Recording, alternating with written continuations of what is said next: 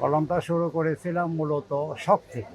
সেই ১৯৭৮ সনে প্রথম আমি একটি কলম গিফট পাই। তখন থেকে এই ফাউন্টেন পেনের প্রতি আমার একটা ভালোবাসা তৈরি হয় যে ফাউন্টেন পেন কীভাবে সংগ্রহ করা যায়। তখন আস্তে আস্তে সংগ্রহ করতে করতে করতে করতে একসময় আমি এই ব্যবসায় জড়িত হয়ে গেলাম। এখন আমার কাছে সংগ্রহে প্রাচীন কলম যেমন ১০০ বছরের উপরেও আছে, ৭৫-৮০ বছরের আছে, ১৫০-২০০ বছরের আগের পুরানো কলম আছে। মূলত এগুলি পুরান কলম। Wingsung, Hero, White Feather, Sheaffer, Parker, Pelikan, Montblanc, Lamy, Pilot এরকম মোটামুটি আগে যা পাওয়া যাইতো এরকম অনেক ধরনের কলম আছে যা আসলে বলে শেষ করা যাবে না।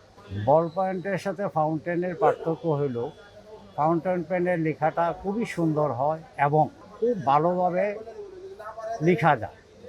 বল পেন অনেক সময় স্ল্যাক করে কিন্তু ফাউন্টেন পেন সেটা করে না। ফাউন্টেন পেন লেখার যে আরাম সেটা বল পেনে নেই। কালিটাও মূলত এগুলি পাওয়াই যায়, এগুলি আমাদের তৈরি করতে হয় না।